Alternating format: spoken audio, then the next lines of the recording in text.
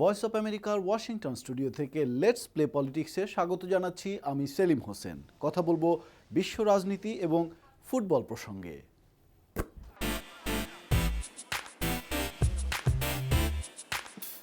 From the Voice of America studios in Washington.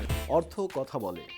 2012-13-তে স্পেনের Real Madrid তেমন বড় কোনো টুর্নামেন্ট জেতেনি, তবে 67 কোটি 70 মিলিয়ন ডলার আয় করে বিশ্বের সবচেয়ে ধনী ফুটবল ক্লাব হিসেবে টাইটেল ধরে রেখেছে। 65 কোটি ডলার আয় করে বার্সেলোনা রয়েছে দ্বিতীয় অবস্থানে। রিয়েল এই অর্থ খরচ করবে সান্তিয়াগো বার্নাব্যু এর স্টেডিয়াম নির্মাণে। 2017 সাল নাগাদ এটিকে বিশ্বের সবচেয়ে ভালো স্টেডিয়ামে পরিণত করার মাধ্যমে। এজন্য সম্ভাব্য খরচ 54 কোটি ডলার। রাজনীতির অঙ্গনে আসছে শুক্রবার 7 ফেব্রুয়ারি যুক্তরাষ্ট্রের ট্রেজারি মুখোমুখি হচ্ছে প্রতিনিধি পরিষদ কর্তৃক ঠিক করে দেয়া জাতীয় ঋণ সীমায়।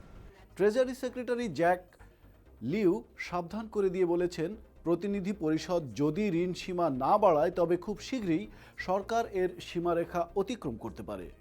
প্রতিনিধি পরিষদ দেশের আর্থিক খাত আরও স্থিতিশীলভাবে ব্যবহারের উপায় নিয়ে বিতর্ক করার কারণে এই ঋণ সীমার বিষয়টি ওয়াশিংটনের জন্য নিয়মিত ঝামেলার কারণ হয়ে দাঁড়িয়েছে। 2011 সালের ঋণ সীমা নিয়ে বিতর্ক এবং গত বছরের শাটডাউন বা সরকারি কাজকর্ম বন্ধ হওয়ার বিষয়টির সঙ্গে তুলনা করলে বলা যায় রিপাবলিকানরা সরকারি ব্যয় কমানোর দাবি তুলনামূলকভাবে কম করছে। রিয়াল মাদ্রিদ নিয়ে প্রশ্ন তুললে কম এই শব্দটি প্রেসিডেন্ট ফ্লোরেন্টিনো পেরেজের কথার সঙ্গে যায় না।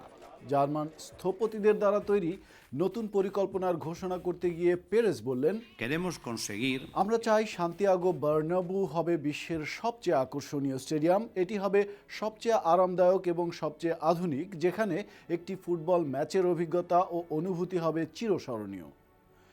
রিয়াল মাদ্রিদের প্রতিদ্বন্দ্বী বার্সেলোনা সম্প্রতি ঘোষণা করেছে তারা 2011 সালের মধ্যে তাদের নয়ু ক্যাম্প স্টেডিয়াম পুনর্নির্মাণ করবে।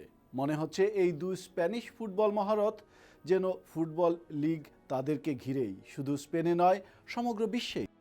আজ এ পর্যন্তই, আবার দেখা হবে, ভালো থাকুন।